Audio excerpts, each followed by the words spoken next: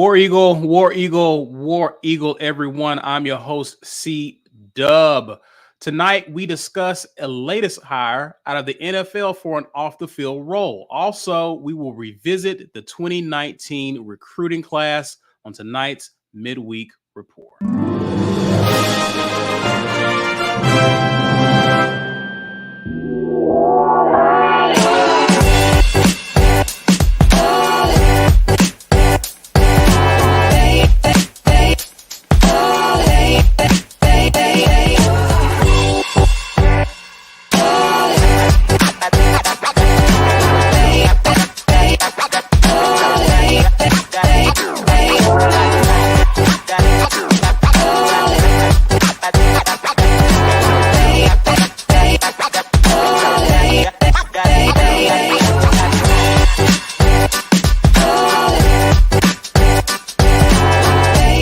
War Eagle, everyone. War Eagle, happy Wednesday. Happy Wednesday. It is I, C-Dub, joined by Mike G, Ike Jones. B. Will has a night off. But we want to welcome you to the latest and greatest midweek report brought to you by show sponsor auburnsports.com. Guys, head on over there to get your latest fix in terms of recruiting and all news regarding Auburn athletics. As usual, we want to shout out JG Tate and the fine folks over at auburnsports.com. Also, we want to appreciate you guys for hanging out with us. Whether you're watching live or on replay, we greatly appreciate you, but we need you to do us a favor. Those of you who are loyal followers of the War Rapport, if you're on social media, share this video, guys. Help people to find this discussion, this conversation in the off season. Use hashtag Get Your Weight Up. Help people to find our content. Help us grow our community. Smash the like button, guys. Don't be out there just lurking. Smash the like button. And if you're new to the channel, hit subscribe and the notification bell so you will be alerted when we go live. As for growing our community, Ike Jones is here to tell you all about why you need to become a patron right now. Yeah, absolutely need to go ahead and hop on this. So you guys know what we've been doing in the off season. We have been bringing you all kinds, not all kinds, the best kinds of interviews that exist out here on these interwebs in regards to Auburn athletes. And we're going to continue to crank those out. So you need to go ahead and become a member just to get access to that. But I have been promising for some time that I was going to get on some QB breakdown film, and I am close to finishing that up. So next week, I'm going to be dropping some stuff for you guys on Zach Calzada, the newest quarterback recruit here at Auburn. So be on the lookout for that, and that is going to be patron only. So the film breakdown stuff that we do, we typically have that behind the paywall. This will indeed be that, and it will be patron only. So $5.99 per month, unless you're using an iPhone to do that. And if you are doing that, just don't do that. Go to your computer and sign up there so you don't have to pay that extra $1 or so. But make sure you're doing that. Outside of that, if you are a member, you already know Keontae Scott sat down with the War Rapport. That interview is currently live for members and will be live for everyone tomorrow. So make sure that you are ready by your computer to check out this interview. Some great nuggets of information being dropped off by our man Keontae Scott about his preparation for coming to the Plains. Looking forward to seeing him do his work there. For our members, we already have the conversation with Evan McGuire that is out there for you guys. That is going to be a good one for everybody. So make sure that you all are on top of that. But Evan McGuire has a member-only conversation right now that is live for us. We are giving away, as always, some product. Courtesy of War Eagle Oil, I'm going to do the Watch the Film shirt because, again, next week we got some new film going to be getting dropped out there for you. So Watch the Film shirt. You need to hashtag Get Your Weight Up in the comments to be able to enter this drawing. Around the 1 hour mark, we'll be doing that. You need to be present in order to win that shirt, but hashtag Get Your Weight Up in the comments to be able to do it. Yes, indeed. Yes, indeed. Gentlemen, y'all doing all right this lovely Wednesday? It's Wednesday night. So, yes, doing great. I know he's going to break on off in the song. You know, the World Games is here in town, so it's been pretty busy here in Birmingham. I've been all over the place. And there is a big boy concert tonight. If you're in the Birmingham area, it's for free. You just go down there to the City Walk. They're not paying me to say this. I'm giving free advertisement for a free show. Y'all go check Big Boy down there. And if you're in the Birmingham area, free tonight. Nice. City Walk. When I came down for the Georgia Auburn game, Big Boy and Big Crit did a concert at One Music Fest in Atlanta at Centennial Park. And it's been a while since I heard him live, but that was dope. You ever hear a song and you're like, man, that was jamming, and then your friend looks at you and he's been like, that's been out for like 10 years, Mike, but it was the first time I heard it, so it was great for me. So I like going to those concerts because I feel like I always hear something I never heard before. Sidebar. Ike, was 8 Ball and MJG in town recently? Like 8 Ball and MJG and what's your boy name? Why am I drawing a blank right now from Houston? Oof, that's a pick. I mean, that's a lot of Paul Wall, Bun B. No. No. Why is my brain not working right now? He was in a rap duo. One of the dudes died. UGK. Yeah, Bun B. Yeah, Bun B was here. So, Bun B. I didn't hear you say Bun B. So, but yeah, they redid the versus situation that they had here in Birmingham, essentially 8 Ball and MJG, the UGK versus. So they did do that. Yeah, so that was here at the Avondale Brewery, maybe like a week ago. So nice. Gotcha. Okay, all right. Well, enough about pastimes and amazing artists that we enjoy.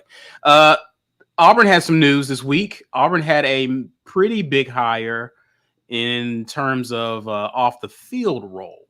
Auburn hired, help me out, guys, if I get this wrong, DREW FABIANICH. Yeah.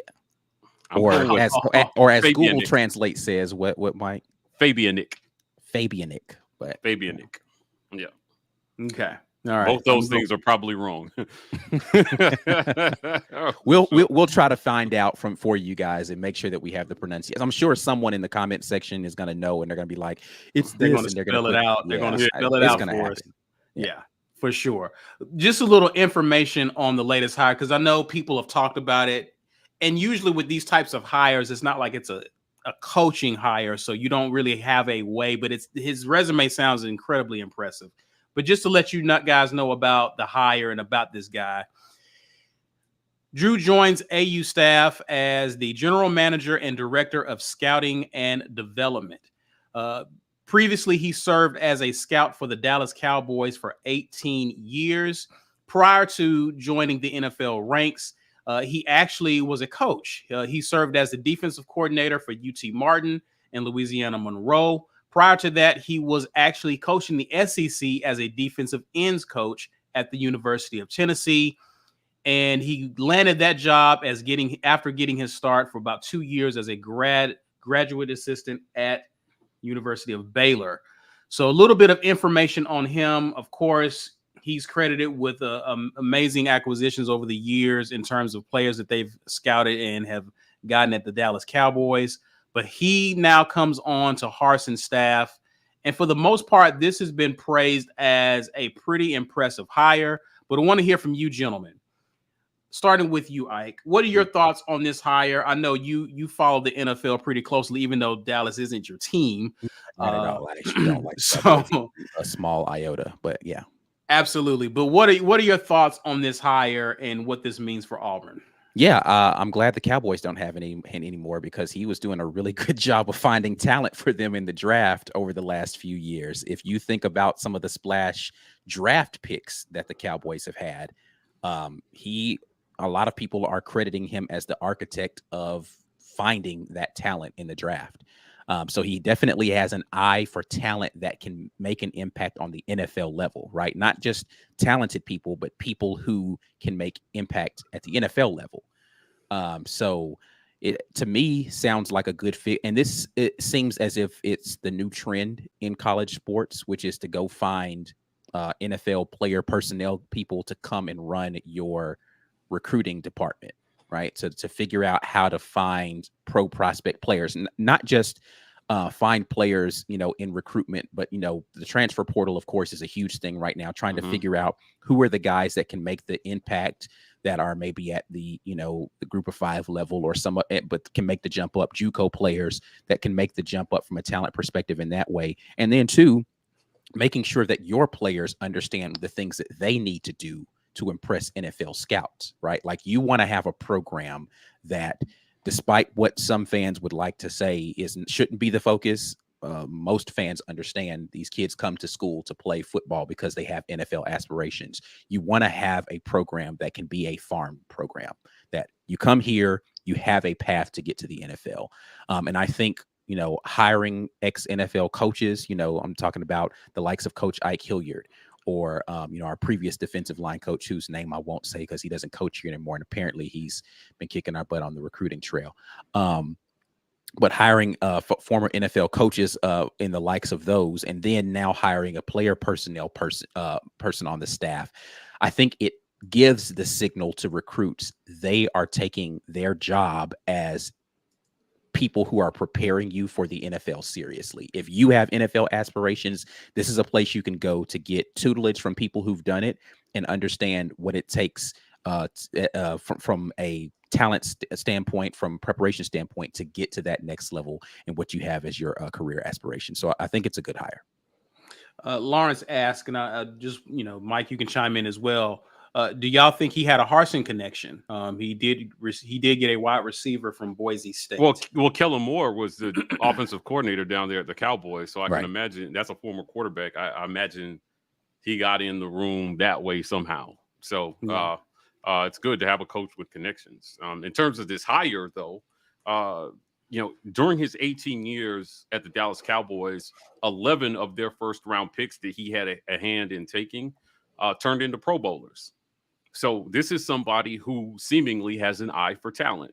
Why is that important in recruiting? Well, if you followed Auburn football for the last, ever since, Chizik arrived, we've gotten a lot of players who we thought were 5 stars that end up being just a star. So it's not a given. Just because you're recruiting a guy, you need a guy with an eye for talent that can say, hey, you see this guy, Roger McCreary, he's like 900th in high school right now, but I think he's going to be a star. Mm-hmm. Or you see this guy who's a 5-star QB, everybody's high on him. I'm not. I don't think he's a sure thing. We need somebody in the room that can help them evaluate talent at a higher level than we have been in the past. Now, we don't know that that's not already happening because we haven't really seen the fruits of that. It's only been 1 year. But I can tell you prior, it was not going well. So you bring in a scout for that reason. You're bringing a scout because you have a guy who not only has an eye for talent, but if you looked at the list of credentials that Caesar put up, he's coached it. QB coach, defensive coordinator, wide receiver coach. He's done a lot of different things. I think this is a great move.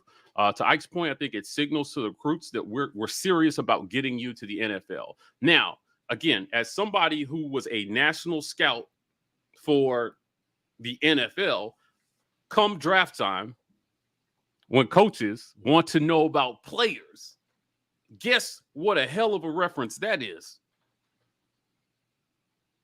A coach, Bill Belichick, calls down and says, hey, man, Drew, what do you think about this guy? And he can offer his honest opinion, and it will be respected because he's been a part of picking so many great guys so far. So I like it. Yeah, we had a question here by Stark. He's saying, what's this guy's job going to be? Basically, he's going to be a GM, general manager for Auburn. And I can put it back up here again for you guys. But he's also going to be he's going to be director of scouting and development. The first bullet, as you see right here.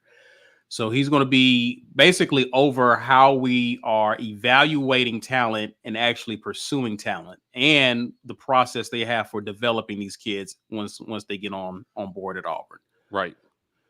So that's pretty much. But go ahead, Mike. Yeah, that's important. I think it's important because you're going to go after guys, and it's important, I think, that we're not just chasing stars. Because do you want to go head to head with Nick Saban and Kirby Smart on some 5-star quarterback, wasting time recruiting the kid that's probably never going to come here? Or do you want him to go out and find the next guy that everybody overlooks, but he's a star? And they need to pump money. Listen, one guy can't cover the country. So he's going to have a staff that works under him, in recruiting, and they go out and they scout kids and they tell the coaches where to focus their energy. Hey, we got a guy. Let's put him on our board. Our scouting department has identified this guy as a great prospect. And getting to them early is going to be key into bolstering recruiting. Now, everyone's complaining about where we're at in recruiting right now. And the truth is, because this is year 2, a lot of the teams that we're losing out to established a relationships with this year's recruits before Harsin got to Auburn. Right. Saban is offering 8th graders sometimes.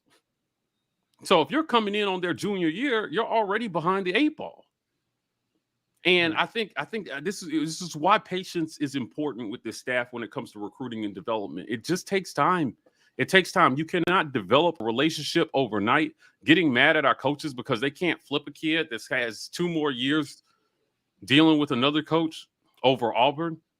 Or saying that, you know, it's NIL's fault that we're not putting out the right kind of money. Yeah. Like there are so many factors that into the recruiting situation. And that's why it's more about being patient and understanding, like, you've got to get in on, because listen, we've already talked about the situation with Emeka Egbuka, right? We just didn't get in on him early enough. It wasn't that we didn't offer him. It wasn't that we didn't make an effort. It's just like, y'all weren't recruiting me when nobody was looking at me. Why do I like? That's the reason why we have the quarterback that we have right now that came in the last class. We got him. We started recruiting him before everybody started liking him. Right. And he stuck with us. Yeah. Now think about this. Jabari Smith gave an interview to Taylor Rooks. Did anybody else see this? And he was talking about he grew up idolizing Kentucky and Kentucky basketball. And they came in and tried to recruit him on the back end. And he was like, no, like, I don't want somebody who just saw my name on a list and saw some stars and decided that they want me on their team. I'm going to go with the guy who, the team, the coach that showed me that he wanted me. Because he got in there early and they treated me like a priority and they didn't treat me like a number. In football, those relationships have to start early. And that's not an excuse for not being. I'm just saying it takes time to build a solid recruiting base. And part of that is evaluating the guys that you want to go after earlier in the process. You have to have an eye for talent. Yeah. You have to have an eye for talent. God, like, it's no different from Who's Got Talent or American Idol, and a bunch of people get up there and they see a guy or a girl sing, and someone says, you're not good enough. And how many times do we hear the stories of people who say, okay, you don't think so, but hold my beer. Yeah, Lauryn Hill got booed off at the Apollo. Yeah, like, come on, man. I know that's kind of maybe a weird parallel, but not everybody has an eye for talent. It matters in sports. It matters in other industries. And it, man, I don't know how you could not have followed college Auburn football over the last 10 years and understand that we have not really had a great eye for talent. Well, and also too, something to add to that, Mike, because we talk about this with every commitment that we get. It's a certain type of mentality these kids have as well, in addition to their talent that Harsin is bringing on as well, which tells me if you're not of the mold of the culture that Harsin is building, even though you may be a talented kid, Harsin's probably not going to put the full court press on a kid as someone who understands the culture and what Harsin is trying to do.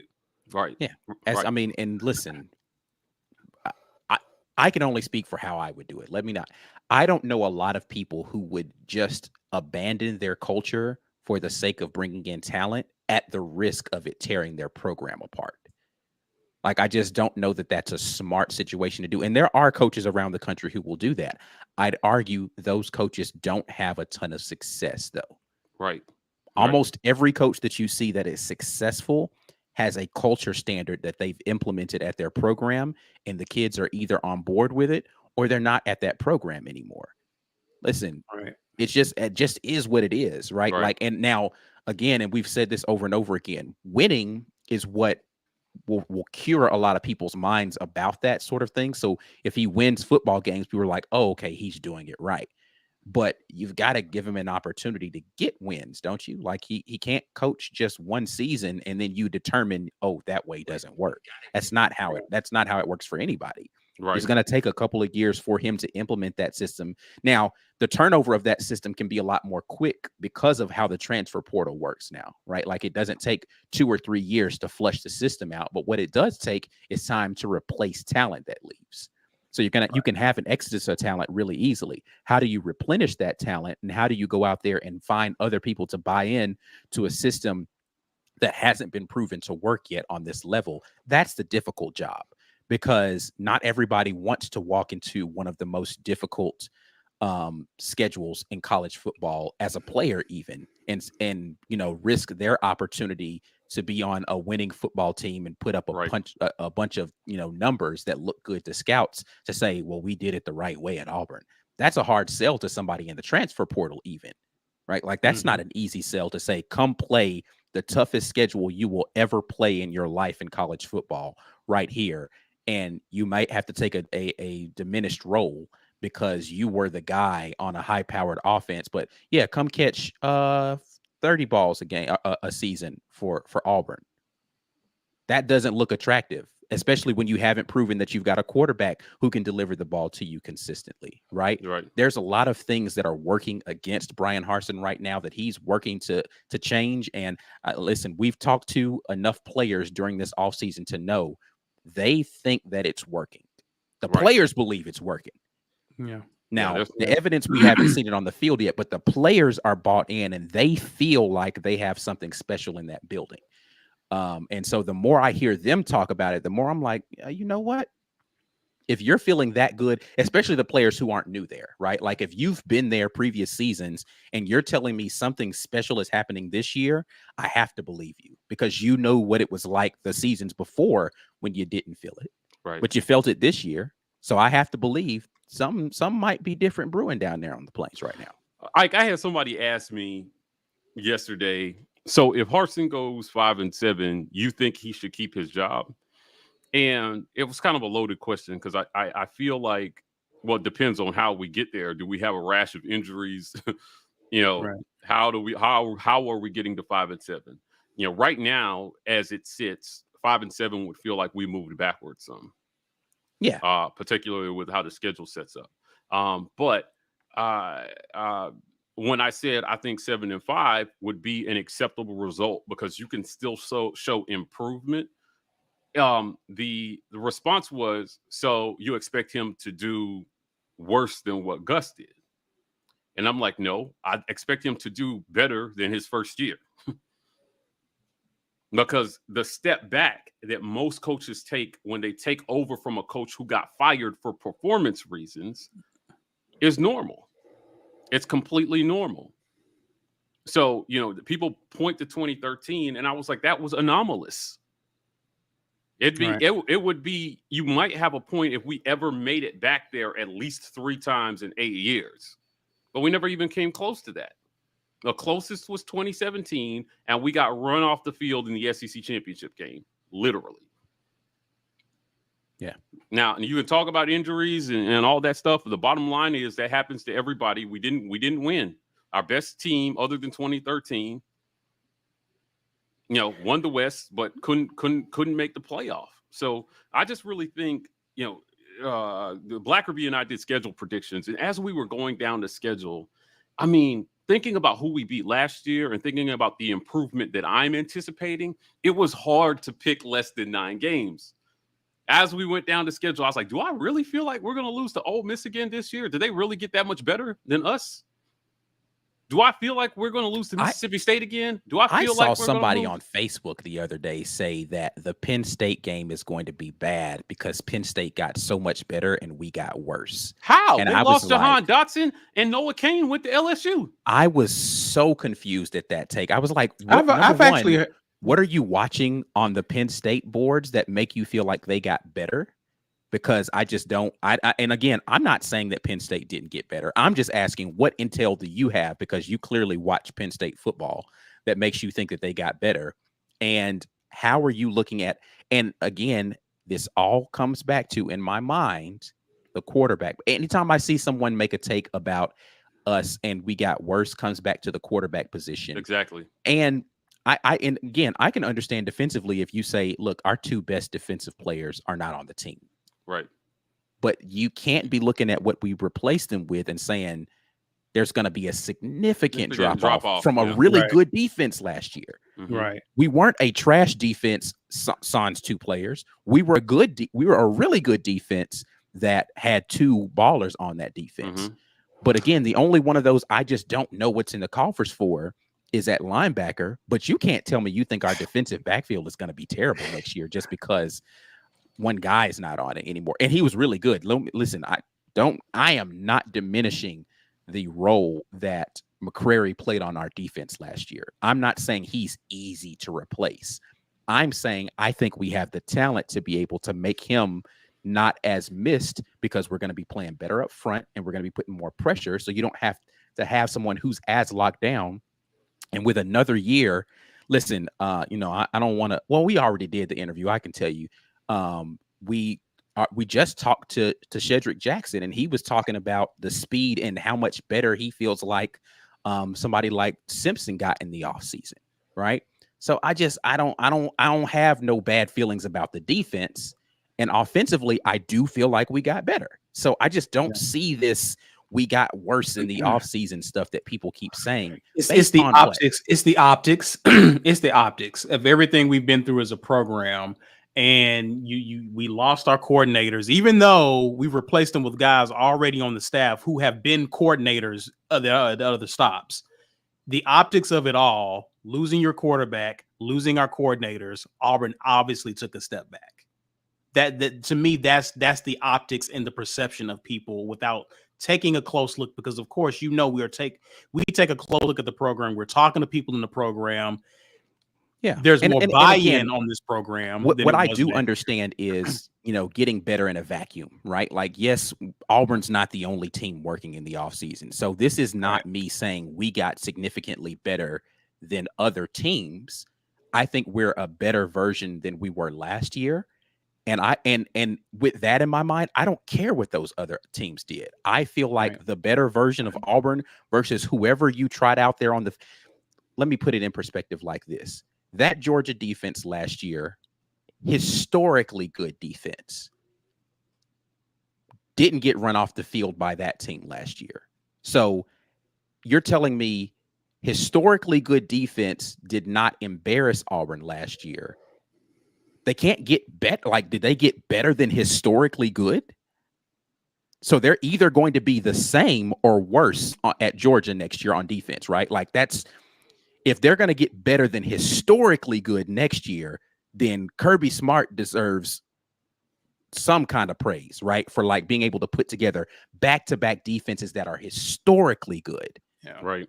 If you're that good back-to-back seasons, all props to you. So again, there's really nowhere but for Georgia's defense to go but backwards. So if I'm comparing what we did last year to a historically good defense, I have to say we've got a better shot to play offensively against that defense. That's not that's not crazy. That's not me making, orange and blue glasses, judgments about my team. That's saying there's not much room for them to get better. So they either are staying the same or getting worse, and we didn't get blown off the field by them. So we had to either have crept closer to them, or I have to believe that we're worse than we were last year. Yeah. I don't believe we're worse. So again, I don't know, man. I've done math really well my entire life, and the stuff y'all saying ain't adding up, bro. Yeah, I think the key is in what you said at the beginning. Most of the people who believe that this team has gotten worse, it's rooted in the idea that there's no way we can be better at quarterback this year. Yeah. Because the line is just about the same. The running backs are the same. We lost Kobe, but let's be clear about what he produced last year. His production is replaceable. Yeah, that's why I was like, I can't find the levers that you guys are pulling to equate to worse. Worse, yeah. I can't get there. Yeah, who did we lose beside Bo and Kobe that you could reasonably say made us worse? And you're not giving us credit for people who did come back. Right. Listen, Bo was a 2,200-yard receiver, passer last year. Right. We can replace that production. I was about to say, in what universe is 2,200 yards from your quarterback irreplaceable. Irreplaceable. Now, mind you, he got It's hurt, so he had good. to sit out some games. Yeah, Yeah, but but even take Bo's best season. I don't care what year you stack it up against. 2,500 yards. Take his best season, which last year he would have probably broken that, right? Like, no doubt about it. Yeah. Last year would have been his best statistical season had he played those last 3 to 4 games. Absolutely. He'd have put another, so let's just give him another 200 yards per game generously. So another 600 yards would have put him around 2,800 for the season. All right. So including the bowl game, he'd have been a 3,000 yard passer, right? That still, to me, again, we have to remember what's in the QB room. How many yards did Zach Calzada throw for last year? He threw for 2,200 yards, but he also missed 2 games as well, 2.5 games. So almost equal number of games. How is he worse? How?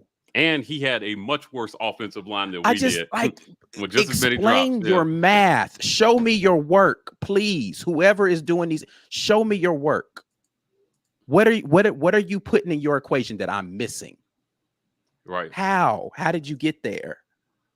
Mm-hmm. So to be clear, last year when we're talking about, because we started talking with old Drew Fabianich, fabulous, right?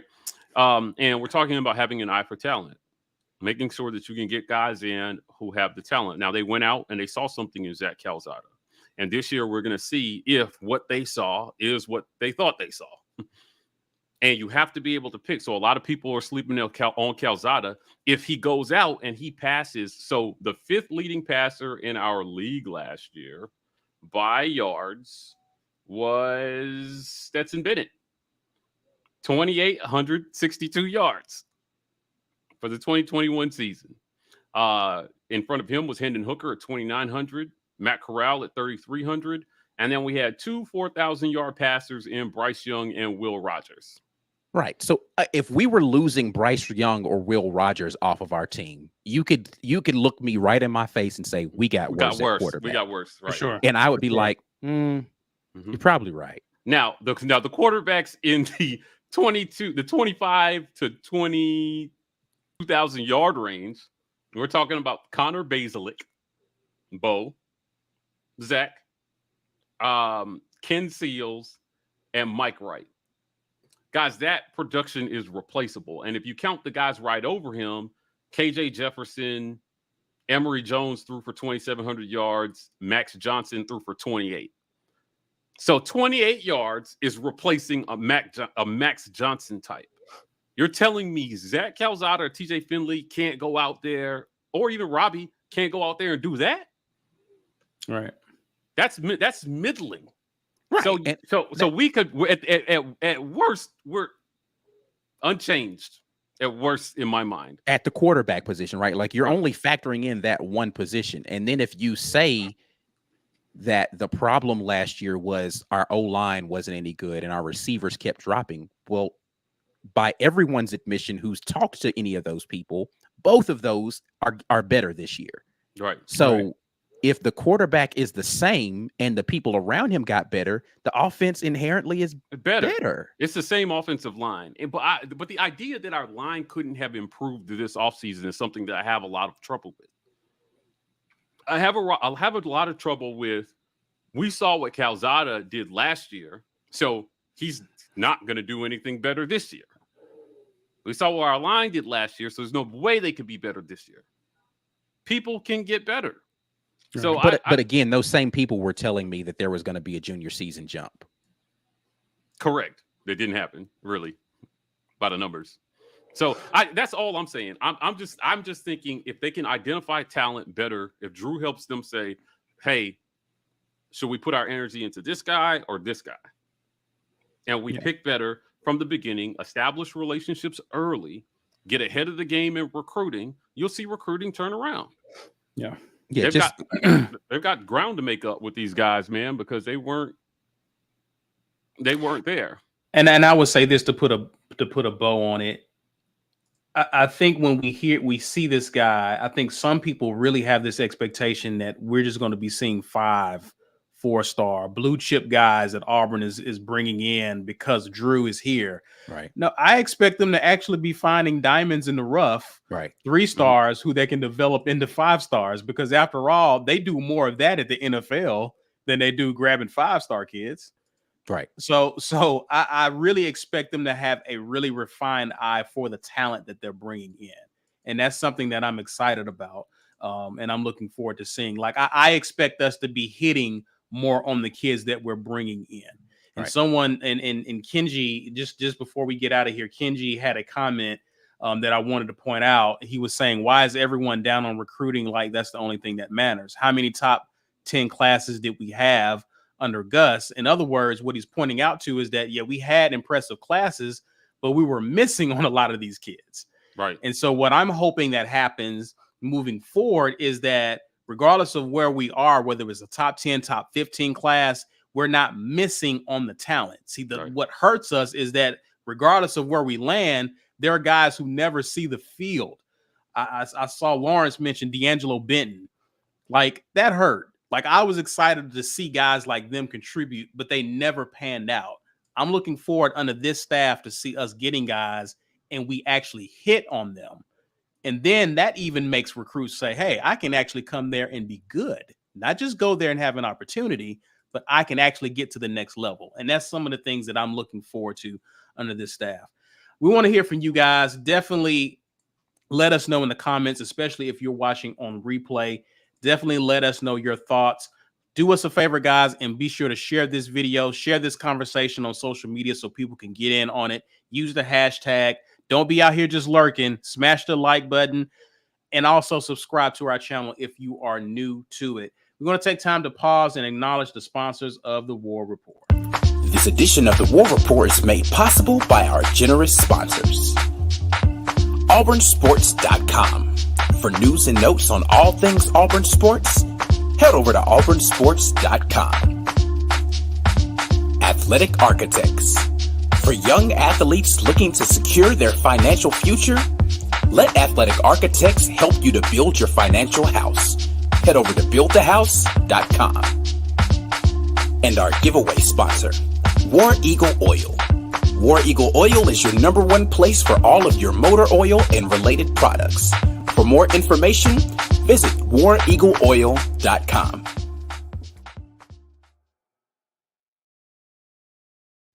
Yes, indeed. We definitely thank all of our sponsors of the War Rapport for continuing to keep us in a position where we can bring you this great content. If you are not a sponsor of the War Rapport, but you want to get in on the fun of helping the War Rapport be the best that we can possibly be, this is your opportunity right now. Get a YouTube membership, a green name in the comments. $3.99 will get you there just to get the green name. $5.99 gets you into an exclusive club of people who are the most awesome human beings that ever walked the planet. But, you know, listen, it's not all about money. We appreciate any way that you decide to rock in here with the War Rapport. But if you want to be a patron, $5.99 is what's going to get you there. We are getting closer and closer to the season. And as we get closer to the season, you're going to see those perks start to be more beneficial because we're going to have members only chats that we'll be doing in the halftime and in the post game. We'll be having our watch the film segments that we're doing on Mondays after the games are over with. We're going to have more of that stuff that's going to be patron only. So $5.99 is what's going to get you there. Included with your membership during the offseason, though, we've got stuff like interviews. So Keontae Scott has been live for our members since last Monday. Tomorrow it goes live for everyone else. As a defensive back that is coming down to Auburn, he will be here in the fall, starting in fall camp. But for our members currently, we've got Evan McGuire, the kicker there for Auburn, hipping us to the things about the special teams game here at Auburn University. So you guys can rock with that right now if you are a member of the War Rapport. Speaking of film watching, we've got some new film that I'm going to be dropping for you all next week. And in honor of that, we are doing a Watch the Film t-shirt. That's going to be available for you to put hashtag get your weight up in the comments. We'll be doing that drawing here in about 20 minutes. You got to be present to win. Make sure you get your spelling correctly on that, or otherwise it will not matter that you put it in the comment section. We are the Auburn Express on all of your platforms in which you can find podcasts. Auburn Express, powered by the War Rapport. We've got podcast-specific content that's going on out there. You guys make sure that you lock in with that as well. We're going to get back into some of this great conversation that we have lined up for today. But while we get ready for that, we just want to hip you to another one of our great sponsors who make sure that the War Rapport can keep the lights on, and that is our guys at the Rogue Shop. This episode of the War Rapport is brought to you in part by Rogue Shop. Looking to reduce stress or improve your quality of sleep? Rogue Shop has you covered with a wide range of premium products, including gummies, bath salts, and oils. Go to rogueshop.com and use code RAPPORT when you check out. That way, they know we sent you. All right?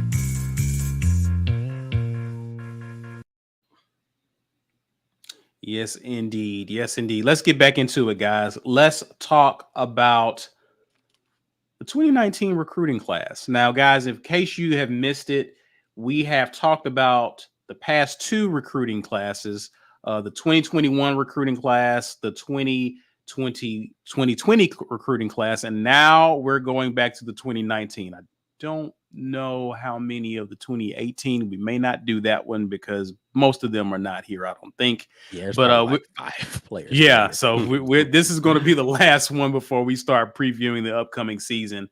But definitely want to take a look at the 2019 recruiting class. Who's here, where they are now, and what are we expecting big things from in this upcoming season from who is left. So, Mike G, I hope you've been working on your drumming skills. I actually like that one. That was actually okay, Mike. Okay, I didn't hear it. Well, hopefully y'all heard it. Okay. Without further ado, here they are, ladies and gentlemen. So we did have some transfers on this squad, but of course they are no longer with the team. I will kind of hip you to who those individuals are. But let's take a look really quick at the signees. Up top at linebacker, of course, is Owen Papo. Safety, we got Zion Puckett. At guard, you have Keandre Jones. Defensive end or the edge position, you have Derek Hall. Cornerback, you have Jalen Simpson. Defensive end, you have Colby Wooden. Wide receiver, you have Javaris Johnson. At tight end, you have Tyler Fromm. Cornerback, Nehemiah Pritchett. Tight end, Luke Dill. Linebacker, Cameron Brown. And as you can see over to the right, these are individuals who are no longer with the team, starting at top. QB, Bo Nix. Defensive lineman Charles Moore or Mark Anthony Richards. DJ Williams, who transferred to FSU, but also hit the portal this year and is now with Arizona. Jaron Handy, you remember him. He was one of the first guys who actually left the program after Harsin got here.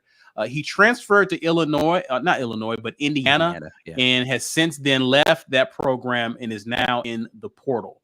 Athlete Cam Kelly, athlete Jashawn Sheffield, offensive tackle Justin Osborne, who's with SMU, offensive lineman Kamar Bell, which is at FAU, linebacker Octavius Brothers, who is now at Purdue.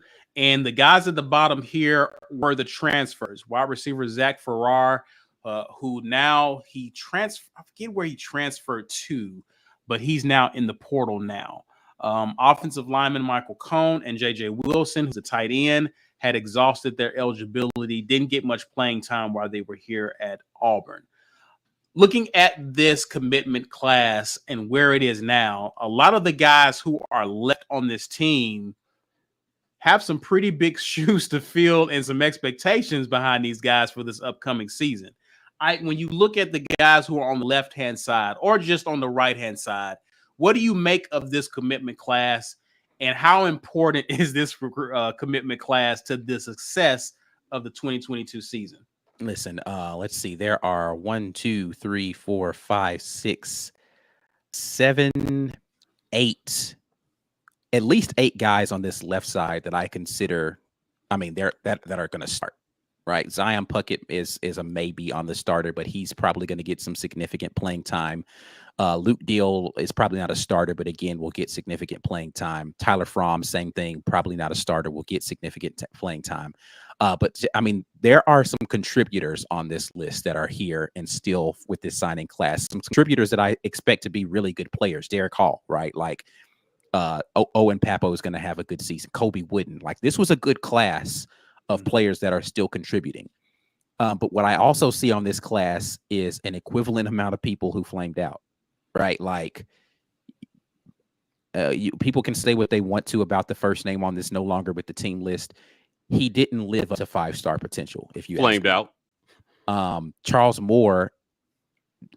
I mean, I don't know that he ever got any significant playing time. Mark Anthony Richards never got significant playing time. DJ Williams was injured a little bit, but never significant playing time. Same thing with like.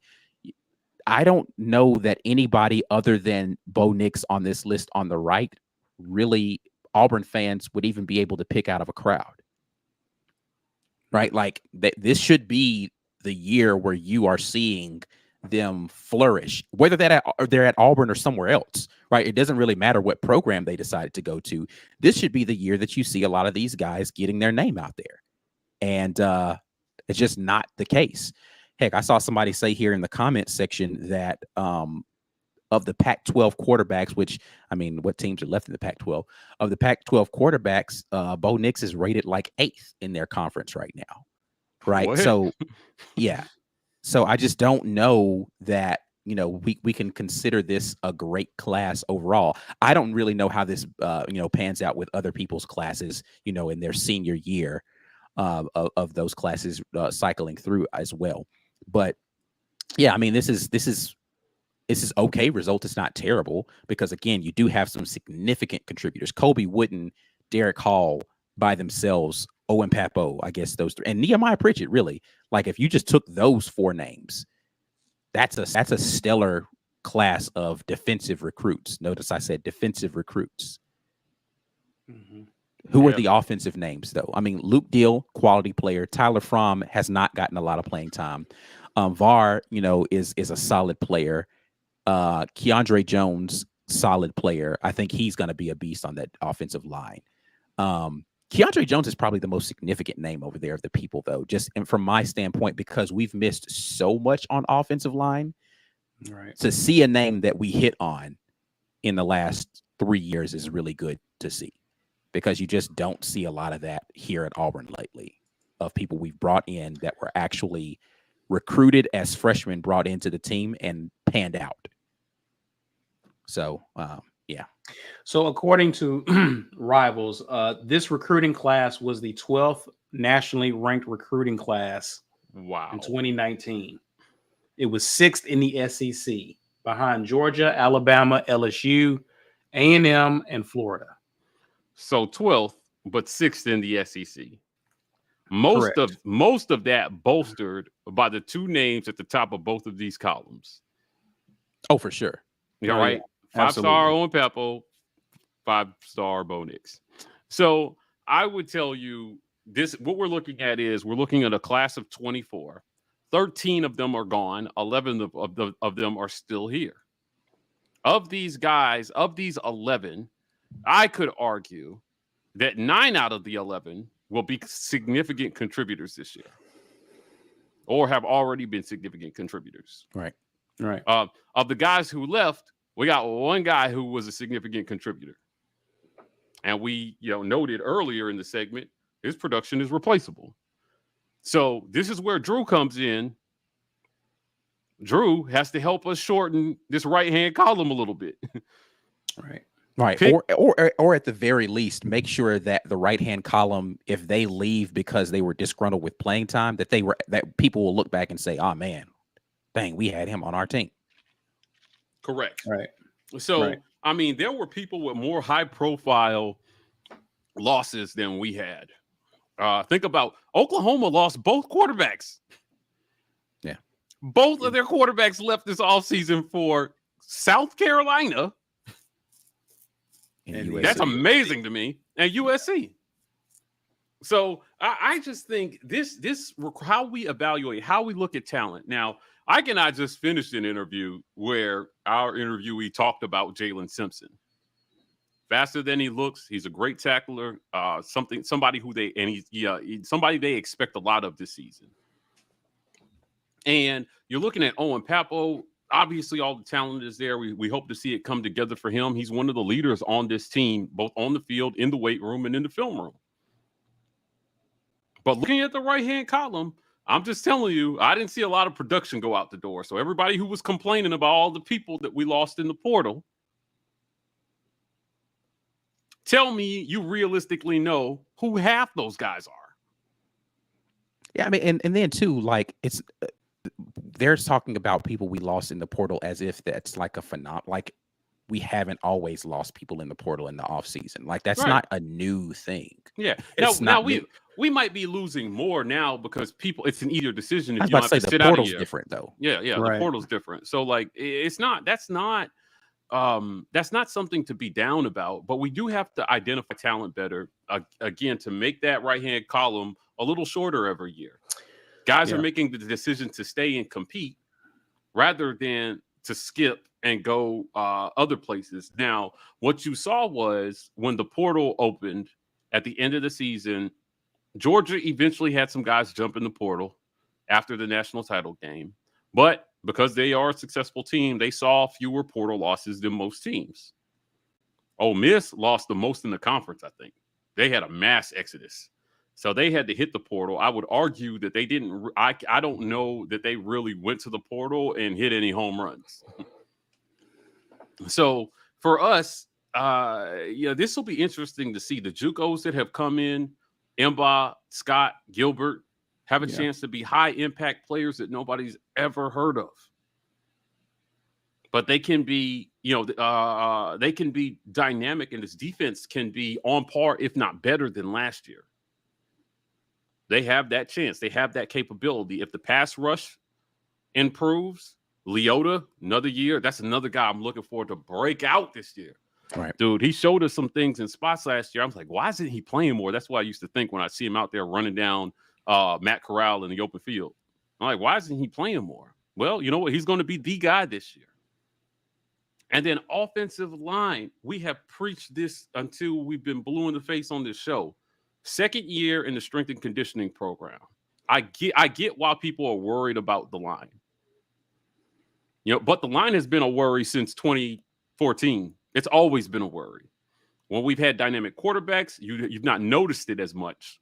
But whatever we don't, it shows up. That's the bottom line. So I get any skepticism people have about whether our line is going to be good or not. You just have to remember they were asked to do something very, very different last year. This coach came in here, and he's not going to run a spread for a year while people catch up in strength and conditioning. You're going to run your system, and the chips are going to fall where they may. But now those players are a year more experienced in what their assignments are, what's being asked for them. They're a year stronger. They're a year smarter. That can pay dividends, particularly in run blocking. You want to play smash mouth, you got to move people. Right. You have to move people. You know what I'm saying? And Gus's Mickey Mouse strength and conditioning program wasn't going to let you move nobody. Right. Right? Oh, I'm going to trick you and go this way. And when somebody's not tricked, we're blown up. Right. That was the offense before. Now it's like, you know what? We want to be stronger than you and faster than you so that even if you know it's coming, we're moving you out of the way. Right.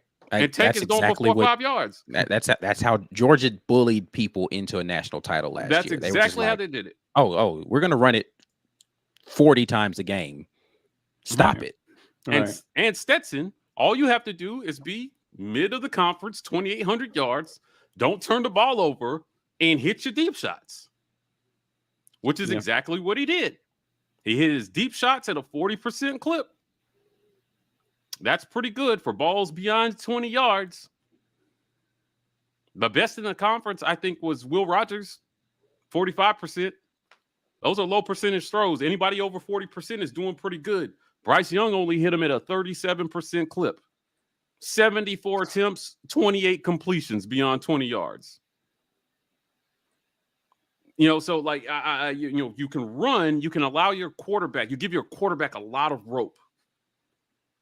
And I think that our line will be better. And that's, again, we need to be looking at that left-hand column a few years from now, a couple of years from now, and seeing a bunch of linemen that we recruited still here. Right. Killing it. Going into their junior and senior seasons as draft prospects. We just haven't seen that. That didn't start with Harsin, though. It's going to take a couple of years to fix. And that is my message. We have to get the guys here up to snuff best we can in the time that they have left. And then you have to bring guys in behind them and start them on the process. In my discussions with people on the team, not people on the team, but people in the athletic department, they all talk about how offensive line, it's tough to recruit linemen and have them start day one. It is really tough. These guys straight out of high school, only the most gifted, only the most beastly of monsters come in from high school physically ready to start on offensive line in the SEC. Those guys need a year. At the very least, even if you're starting your freshman year, you need a spring. So you got to get there early. You graduate early, you need to get to Auburn to get through the spring and be in spring and summer workouts to get your weight up and put some strength on so you can big boy somebody. Otherwise, it's going to be kind of rough. Yeah. What was the kid that we had? They used to call him Drago, Braden Smith. Yeah, right. Like he was one of those guys that came in and he was just ready from game one. He was a transfer though, wasn't he? No, he was a high school kid. He was high school? Yeah, he was high school. But like, just look at people like our friend of the program, King Dunlap. Mm-hmm. He was good, but he wasn't the King Dunlap that graduated from Auburn good. No. Right. He was raw, and he needed to get more discipline and stronger. He'll tell you that. The guys that played with him will tell you that. King Dunlap got better as he was at Auburn. Mm-hmm. They just needed the time to develop. But you know what he had Marcus McNeil in front of him. Facts. And we were starting a pipeline at tackle where these guys would come in and guard. Ben Grubbs, these guys that came before him, they were solid. But they also had time to develop. Right. So we had we used to go out there and play smash mouth football. 2006, they had a lot of attrition. I think it was 2006 or 2007. And I remember versus Florida, Tuberville switched out the whole line for like freshman dudes just to try to get something going. But even those guys had gone through a spring. So screaming at the wind about offensive line in year 2 of what this coach is trying to undo and fix makes no sense to me. Now, I picked schedules with Zach Blackery this morning on Locked on Auburn. And I told you, I went down the schedule, and I picked Mississippi State as a loss. I have no reasoning behind that, other than we're gonna drop a game that just doesn't make any sense. And I picked that game. Will Rogers, I believe in Will Rogers. I'm a Will Rogers believer. So if anybody's going to do it to us, it's going to be a dynamic quarterback. I think that's where we're going to get guy. But I'm going down the list and I'm just thinking, man, we can smash on them. We can smash on Ole Miss. We can smash on Arkansas because we did last year. The same line everybody thinks sucks, smashed on both those teams last year. Yeah. And Mississippi State needed a comeback, a second half comeback. South Carolina was kind of a disaster, but still not like we got run off the field. No, we should have killed South Carolina. That was play call. Right. I'm sorry. Right. Bama had a rough time. They needed 4 OTs. Give me a break, man. I'm tired of all the negativity. I'm tired of all the we're worse. We're going to be worse. Things are so bleak. It's not bleak. We got 5 games at home for these guys to grow up. And if you watch this show, we bring you building rapport every damn week so you can hear from the players about the things that they're doing to get better. As a fan, why not take their word for it? And no, it's not one of those things where the players are always going to say blah, blah, blah. No, they're not. Yeah, again, We talked to players who have been there for a while, and they are saying we feel better about this is season than we have. different. Yeah. Right. You know, because that's the response I get from message board legends and all these morons. Right? Is that when you look at well, players are always going to say that things are going great and they're going better. Well, you know what? It just so happens under the previous regime, they weren't all saying that. Right. And now they're saying we got it turned around. We got it going. We got something special going here. And I quote, this is the best feeling we've had in the building during my time at Auburn. Okay, you've got my attention. Right. You've got my attention with that. You've got my support. You have my belief that you guys are going to go out there and lay it all on the line, and that what we'll see, whether reflected in wins or losses, is better effort, better production, and a team with a little bit more fight that doesn't crumble in the over the back half of the schedule. It's the SEC West, man. It's going to be tough. Right. Anywhere you slice it, October and November is a slow walk to the death row that is the Iron Bowl. That's it. Your last meal starts at like Arkansas. And it only gets worse from there. So all I'm saying is, guys, look at this thing and just think about what we did last year. Somebody told me yesterday, Harston showed me nothing to believe that we'll be better this year. I said, nothing? Did you watch with your eyes closed? Yeah. We beat a top 10 Ole Miss. We ran Arkansas off the field. Right. So if he showed you nothing and we won with nothing. And again, we didn't get run off the field by anybody. Nobody. The two teams that played for the national title did not run us off the field. Right. Right. But Harsin showed you nothing. Right. Okay, so you don't like the way that we ended the season, and wins and losses ultimately are what matter. Got you. Cool. So you then, same people, because again, we have to have an objective standard. Somehow the standard has to be objective. Same people will tell me South Carolina's moving in a better direction than us. Arkansas is moving in a better direction than us. As if their win-loss record indicates that. Right. It doesn't. It doesn't.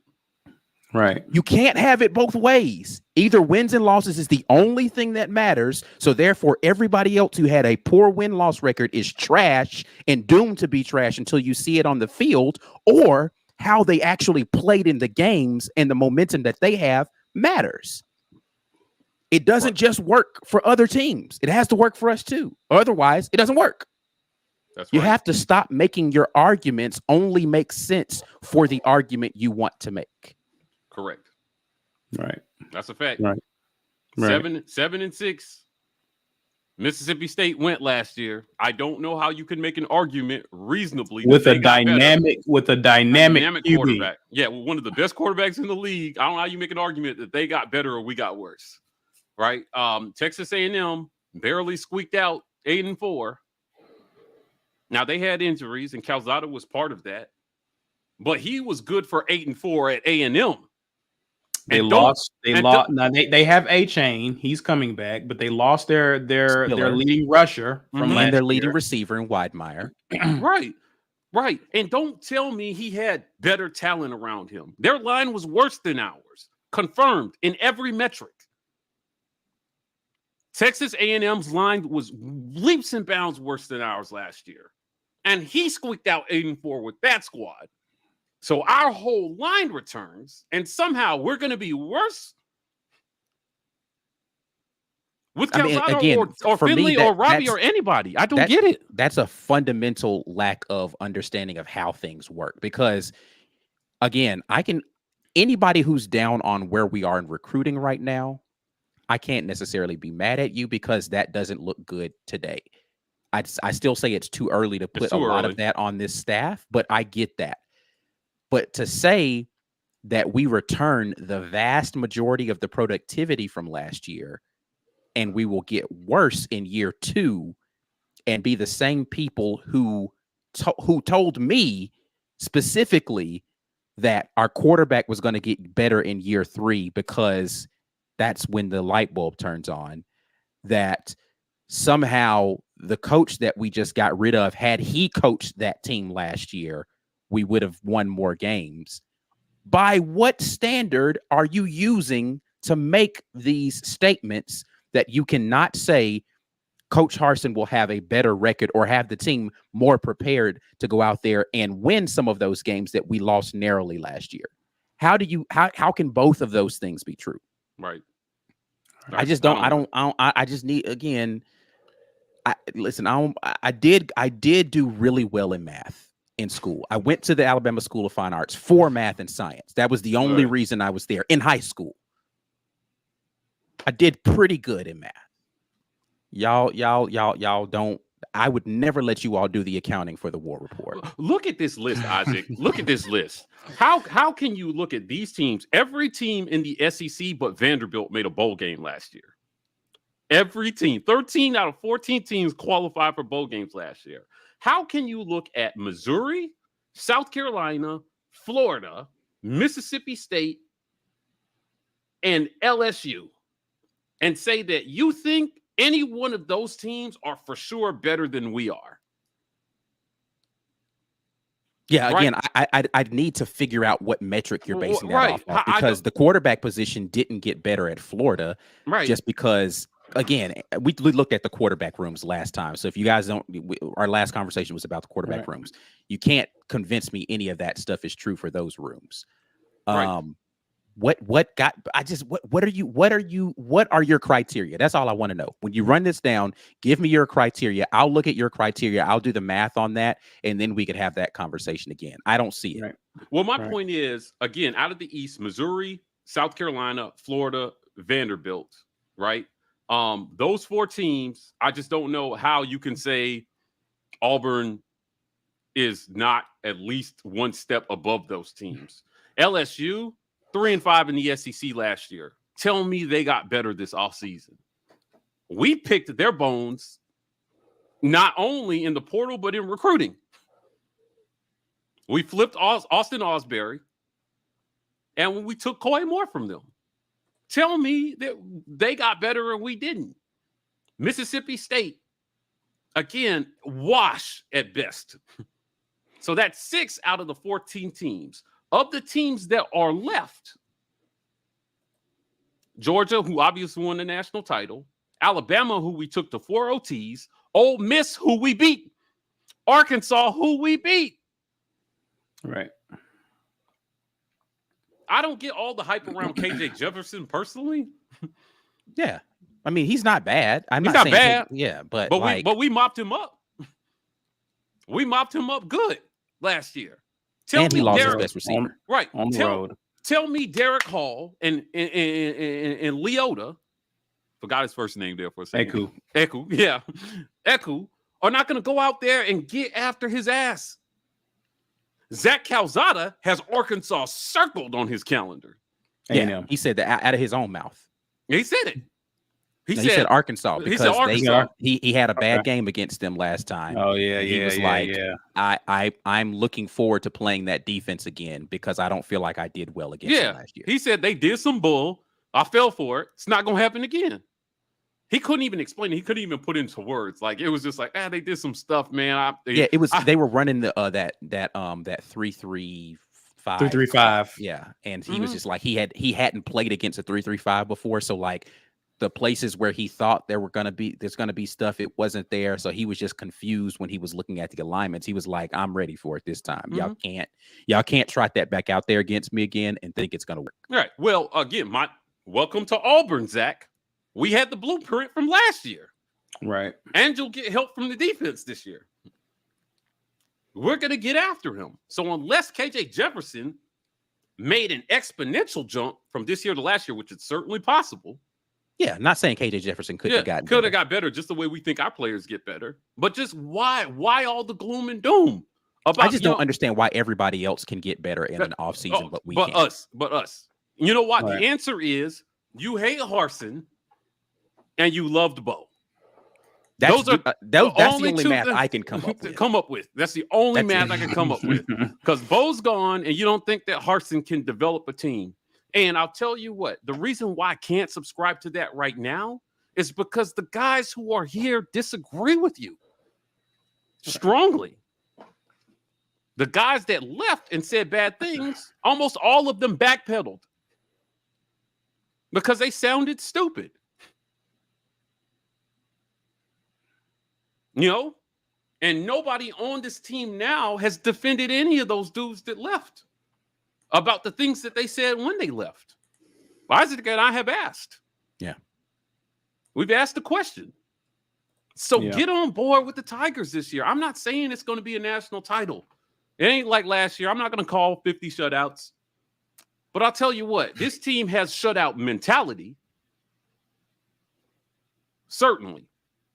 We got more of a dog mentality on offense.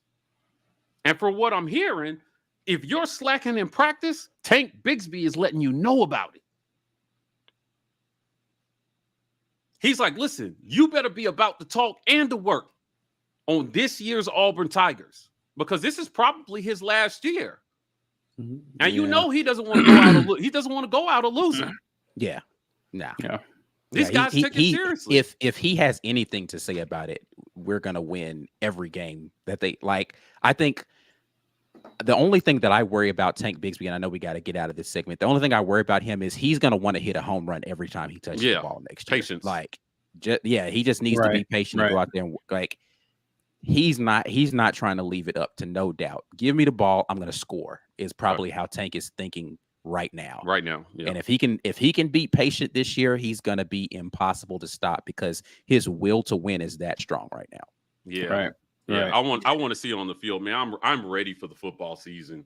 Get here already so that we can shut some of these people up. Boy, if Auburn starts 5-0, I don't care what happens over the last games. You ain't gonna be able to. Don't block me. Block me on social media. Block me on YouTube. Block me on everything. Because if you were one of these, we're only gonna win 5 games, people. And we win the first 5. Yeah. You're gonna hear from me a lot. Yeah, because we have another cupcake on the back end of the season, so we're gonna at least win 6 if we win the first. At least. No. At least. I'm coming with the full fury of "I told you so."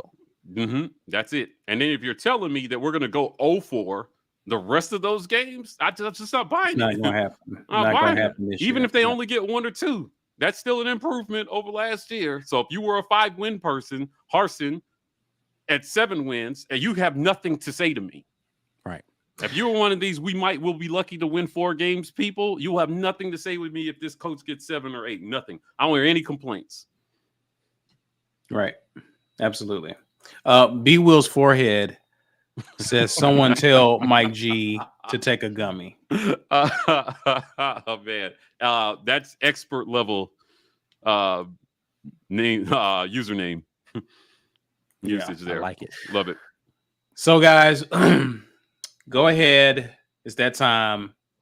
It's time for us to do a giveaway. What are we giving away exactly? Watch the film. Courtesy of War Eagle Oil. Go ahead and drop hashtag get your weight up in the comments if you haven't done so already to enter to win. Ike, how we looking, sir? We have 58 entries right now in the contest. War Eagle Oil is the sponsor. They do motor oil, so if you have vehicle oil needs, make sure you hit them up. All of your vehicle-related products, you can get that at wareagleoil.com. The winner of today's Blake Robinson. Hey, Blake, man, you know what the business is, man. You need to get in here and make sure that you announce that you are still in the comments section while we wait on Blake. And everybody is sweating whether or not Blake is going to say he's here. Let's hear from one of our sponsors that will be able to keep you cool, and that's our guys at Chill Boys. Treat your boys. Chill Boys underwear is designed for maximum comfort with enough space to keep you cool, calm, and comfortable. Chill Boys underwear will help you keep the boys close, not too close. When the game is on the line, you won't break a sweat with Chill Boys underwear. Whether it's left boy, right boy, or both boys, Chill Boys provides your boys comfort like you never felt. Maximize your chill with Chill Boys. Yeah. Like you already know what to do, sir. Email us at business@the-war-rapport. Give us your shirt size. I think we already have your address, perhaps. But if not, go ahead and give us your physical address when you email us. And congratulations, good sir. Guys, let's get to it. Speed round. We got a lot of questions, a lot of comments to get through. It's the finale. Fan question or comment. Let's get to it. First comment comes from Zach. Asks, how y'all feel about Jelani Thurman? I believe this is the tight end recruit, 4-star kid. Some feel he's going to Michigan State, but I feel good about him coming to us. Any thoughts on this, gentleman? Yeah, I feel good about Thurman. From what I'm hearing, it's going to be a close race. Hopefully we have what it takes. I don't know if he's going to be a big cat. I don't think so. I think he's already committed to be somewhere else. Yeah, I can double check on that while we're talking.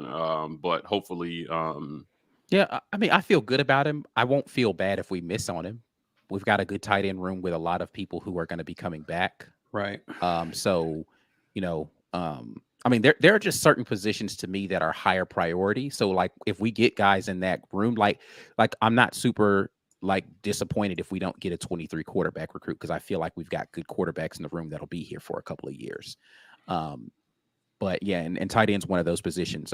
I think that he's a strong Auburn lean right now, from everything that I'm told. And until that changes, I'm going to keep thinking that way. Yeah, for sure. I'm checking right now to see if he'll be a big cat for sure. Someone says I think he's headed to Ohio State for a visit that weekend, I believe. Okay. But yeah, you can verify that, Mike G. But again, I do like, guys, is this staff's commitment to bring in and upgrading, continue to upgrade the tight end room. So again, this is an area where we've largely haven't prioritized, or if we brought in a tight end, we converted them to another position. Now we're converting guys to the wide receiver position out of necessity because we have a lot of tight ends. So I'm happy to see us continue a commitment to that position group. Thomas Jones gave us a chat here, but your comment is, appreciate that. Who do you guys think who is the secret commit who is waiting on Big Cat weekend? Do you guys care to give a guess after this, or you just want to keep it close to the vest? I'm gonna keep this one close to the vest. I have an idea. Yeah, I don't have the first clue who it is. Yeah. Me either. I heard that there are multiple commits that are going to be announcing at Big Cat weekend potentially. Yeah. But I don't know who those people could be. But we will find out soon enough. Yeah, everybody's gonna find out soon enough. So yeah, I actually got a scoop on this one, but I'm gonna keep it quiet because any early announcement could mess it up. Right. I think so. Yeah, if they're wanting to keep it secret, we're definitely not going to spill. Yeah, I'm not going to spill the beans on that, but I'm pretty excited about it because again, a lot of the Harsin haters will have to find something else to complain about, right? if this commit comes in. So Don L says, you guys are killing it with the interviews. You make my long daily commute so much better. War Eagle to you, Don L. Appreciate you. We got more coming. We got more on the way. Yeah, Indeed. Stark By says, I feel good about DJ Chester. How about y'all? Yeah, I'm in the DJ Chester camp. I think that will be a good one for us. It's important to remember that this is our first Big Cat weekend, I think, since 2019. Oh, we had one last year. Did we? Yeah. We had one last year. I'm not sure about that. Yeah, we did. We definitely did. It wasn't a weekend. It was just a day. But we ended up doing Big Cat later in the summer. Okay. All right. It was later in the summer. Yes, you're right. It's back and better than ever. Yeah, we were. But anyway, this is going to be a full-fledged Big Cat weekend. Now that we're kind of out of the COVID zone, where that's a worry or an impediment to them doing all the things that they would normally do. Not being able to have that full-fledged has definitely hurt us in recruiting over the last few years. But doing that, I think, is going to be exciting. So DJ Chester, yes, watch out for that name. Kenneth Jolie says, any insight, guys, on Harsin doing classroom visits similar to Pearl? Needs the student buy-in and need to produce an Iron Bowl environment early on September 17th. Penn State or LSU, which game is most important? He's out there. Listen, he's out there. I have no doubt that this coach and his staff is working as hard as they possibly can in recruiting. There's a lot of things to do. When we did our interview with him, it was significant and it meant a lot because I know how much they're doing. Trying to lock down a time on his calendar to get an interview done like what we did was difficult because he's getting off the interview and he's going to do the next thing. He's going to do this and that, right? So like he's recruiting. He went down to Central High School, and my brother sent me a picture with Coach Harsin. He was down there talking to recruits and mixing it up with the coaches down there. I think they're doing a good job. Yeah, for sure. As far as the second part of this, which game is most important, Penn State or LSU? You're always going to want your conference game, just because that plays a bigger, role in how you finish in conference. I think the players are personally motivated a little bit more for Penn State this year because of how the game went last year. I think that there's some payback that they want there. LSU, of course, is a conference rival. You don't want to lose to them at any point in time. So I'm not saying that game means more to them. But from a national standpoint as well, I mean, Penn State is in a lot of recruiting battles with us right now. And so I think that from that standpoint, we want to put on a good show and beat those guys as well. So I would say in the grand scheme of things, Penn State might mean a little bit more, but you can't drop either one of those games. In my opinion. I'm hearing on the side here, listen, they made us a whiteout last year. So there may be a chance that we hit their asses with the blue out this year. So keep an eye out for that, right? This might be a thing where they're going to try to create a real Super Bowl-ish type environment around this game. And this is your Power 5 non-conference opponent. This is going to mean a lot. I think this is going to mean a lot to the players. So I would put this, I would put this one over LSU for sure. Yeah. Agreed. And I mean, if you believe in momentum, this is a very important game in the middle of the month of September that leads you into your conference play with Missouri, followed by LSU. So this is a very important game for that reason alone, because of how tough our schedule is. So yeah. Now, if you're asking me which one would I rather lose, it's definitely Penn State, because you always want to win the conference game. But I prefer they not lose either. Indeed. Kenji Jones asks, why is everyone so down on recruiting? Like that's the only thing that matters. And I mentioned this one previously. How many top 10 classes did we have under Gus? And his whole point is, just because we had a top 5 or top 10 recruiting class didn't mean that and this goes back to the list that we showed earlier, where you had a lot of guys on the right-hand side that didn't pan out. So I don't know if you guys had any more thoughts on that. No, I mean, we talked about this ad nauseum. Recruiting matters. Recruiting absolutely matters. But again, because the transfer portal exists, you don't have the same type of urgency in getting a guy out. Like there are certain positions that we've talked about. It's going to be hard to find a quality offensive lineman unless you're going to be getting someone from junior college or from a lower conference to come up. That's going to be worth a damn. That's going to be ready to start as soon as they get here. Right. And so it's going to be difficult to do. But because the portal exists, you can miss on a guy and let him go sit somewhere else and be disgruntled. Let him go to Texas A&M. Or somebody made the comment about, let me see. I know I saw somebody say something about this situation right here. Anthony Rudd talking about the wide receiver from USC, Addison, not getting his money when he transferred from Pitt. His NIL deal checks have not started coming in the way that they promised. Right. But see, this is the problem with the whole NIL thing, right? Is that if you're using it as a recruiting tool, you automatically put yourself behind the 8 ball if it doesn't go the way that player thought it was going to go, because they can't sign a contract with you in exchange for their recruitment. That's illegal.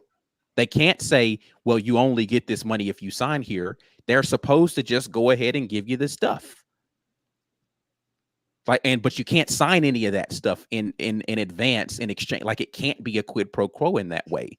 So there's gonna be more of this stuff start happening. Now I don't know. He might eventually get all the money that he was promised and all this stuff. But this is what happens when you have players that are doing it because they want money. not because they want to play for your school. Facts. And what do you think that does for his preparation, whatever culture you're building? This guy's disgruntled because he's not getting his money. You think this is out there busting his behind to win games?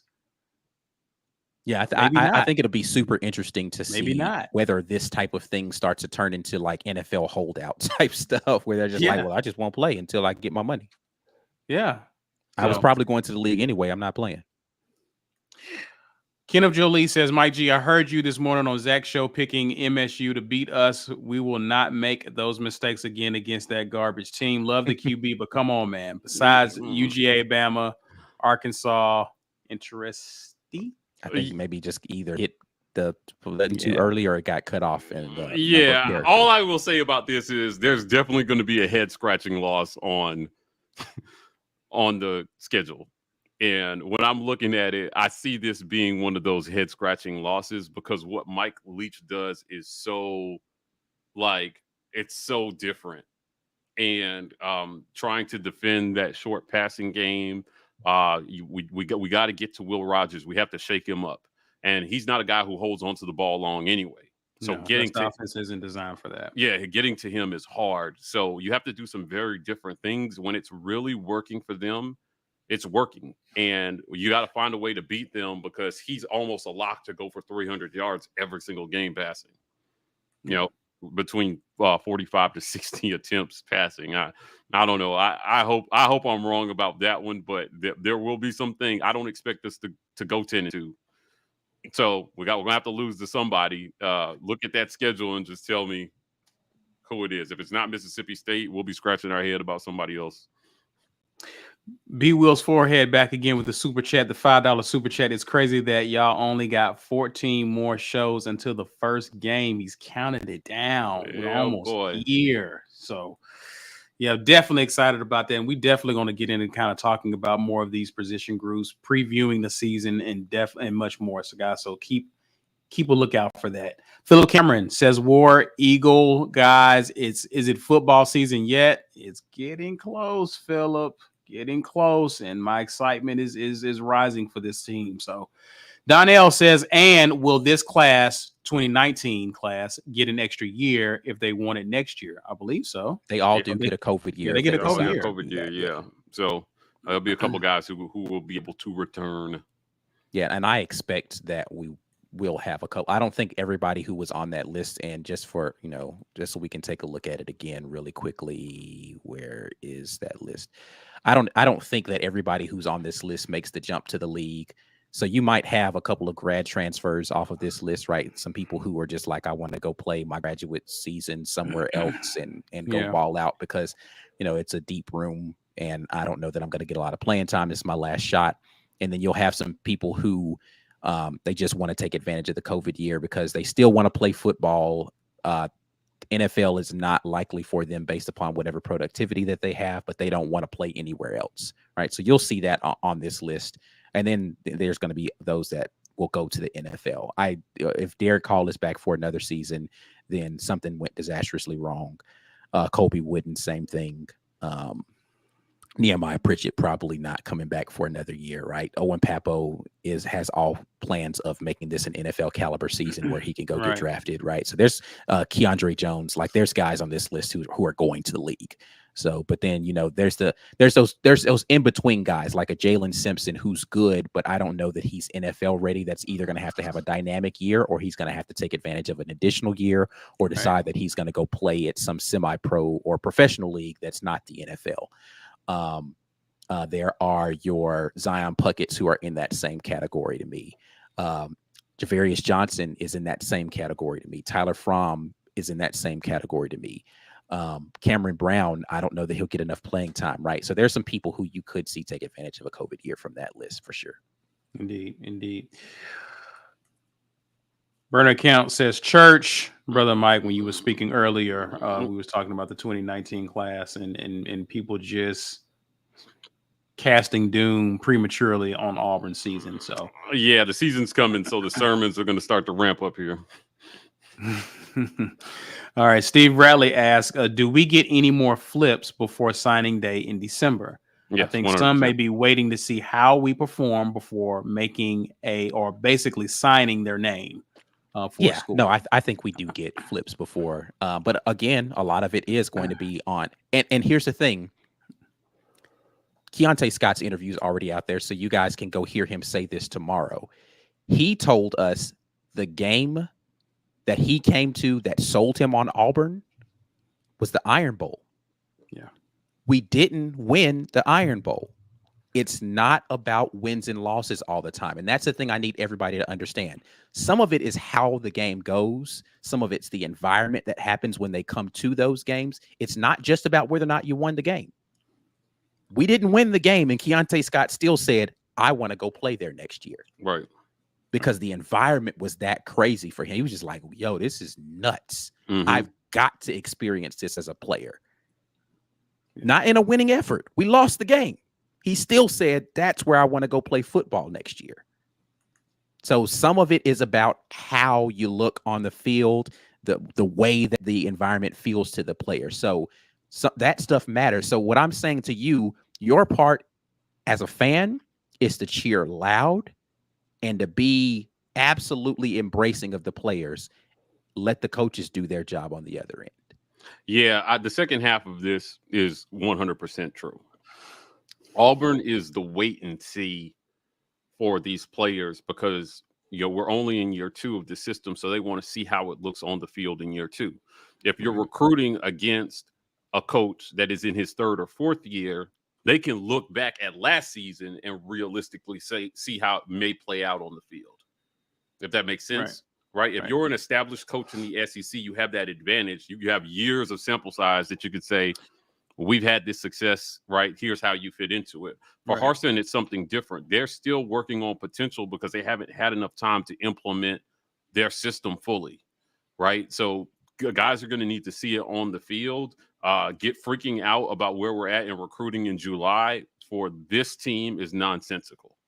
If we had just won the SEC West and we had 4 commits in July and things were looking iffy, then I would get it. And our coach was in his 4th year. Okay, great. In year 2, after 1 year, getting upset about July commitments, it doesn't make a whole lot of sense. The only way we have a bunch of commits in July right now is if we're dropping bags. Right. That's it. After the season we had, if we're dropping $1 million bags on players, sure. We'll have 10 5-star commits right now.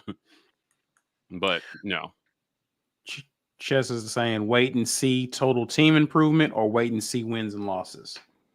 I mean, so I don't think that it's a win-loss thing. I think it's just how you're performing in the games.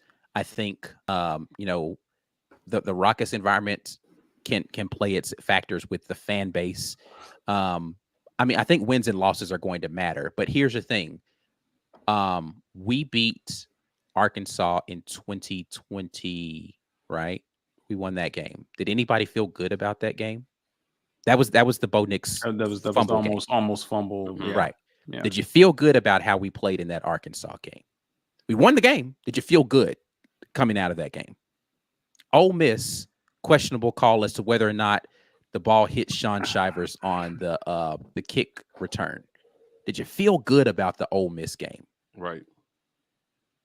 Yeah. It was was that the same Ole Miss game, or was that 2019 where Derek Brown came running off the sideline late onto a play and killed the dude?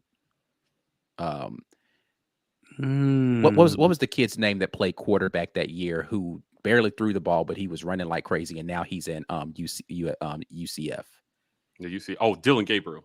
No. No, He just transferred to UCF. He played wide receiver last year for Ole Miss, but he was the quarterback the year before. Oh, yeah, I know you're talking about. I can't think of his name. This was Gus's last season. It's 2019. Plumlee. Yeah, Plumlee, right? Did you guys feel good about the Plumlee game? Because Ole Miss was terrible that year, and we barely beat them. Right. Like we scored like 19 points or something in that game. It was awful. Did you feel good about, like, it was a win, but did you feel good after that win? All right. So that's why I say it's not purely wins and losses. Some of it is how the game plays out, because conversely, we lost to Alabama last year. Did you feel bad? You hated to lose the game. Yeah. But did you feel bad after that game? You felt like we literally just took Bama to 4 overtimes. They were supposed to they were supposed to walk us all up and down this field. Yeah. Did you feel bad? Like you didn't like it because, okay, you lost to Bama, they're our rival. But did you feel bad? Right. Bama fans had to convince themselves they felt good about that game. Because they told me for an entire week leading up to that game how they were going to destroy us in that game. And for 3.5 quarters, they were about to wet the bed. Right. So again, not purely wins and losses. Wins and losses definitely matter, but I think it's how you win the game. Lawrence Robinson, perfect example. Didn't feel good. We won Georgia State. I didn't feel great about that game. Right. Yeah, for sure. Hey, we won LSU, and I didn't feel great about that one either. A lot of people got on my case about that, but I was bleak for Georgia after that LSU game. I was like, we're going to get killed next week. Matt C says, Mike G, you're going to do another schedule prediction with Funny Main this year? Yes, 100%. We still have to post it, but I had to pay the piper. He beat me by one game. I called 10-2 for Bama, and he called 6-6. This is regular season for Auburn. He nailed it. We were both wrong about the games that we lost, but because I thought they were going to lose to Florida and Ole Miss. Yeah. Florida and Ole Miss. And listen, Florida almost pulled it off. That was a 2-point loss. Yeah. So it was close. I expected that game to be close. And, A&M, Zach Calzada did his thing and A&M won. But, yes, we will definitely do another one. It's going to be a sad day, man, when we do that one, because I gotta pay the bet. Sorry to hear that, man. Paul. Hey, Hi, Paul. Paul Mahari says, yo, what up, gentlemen? That UGA-AU pre-show is going to be fire. For those that don't know and weren't here last year, Paul Mahari runs the Georgia channel that we did. Just for the uninitiated, you can go back and watch some of our Wednesday night shows leading up to the actual games during the season. We try to bring someone in who does stuff for the team that we're going to be facing because they're more familiar with their team than we are. So Paul joined us last year, and he's already agreed to come back and join us again this year. Paul, friend of the show, man, we appreciate everything that you do over there at Georgia. Even though you are doing it for the wrong team, it's okay. You're still cool. But yeah, no, looking forward to having Paul back on the show the Wednesday before the Georgia game. Paul is my guy. I went on his show after the national championship, and they were reveling on all their glory, and I was just like, these guys suck, man. I hate these guys. Just won a national title. He had Ray Drew on there. He had No Sean Moreno came on the show. Yeah, like he had all these famous people celebrating championships they never won. And it was cool or whatever. So I'm looking forward to having Paul back on the show. Definitely. Friend of the show. Yeah, I got news for you, Paul.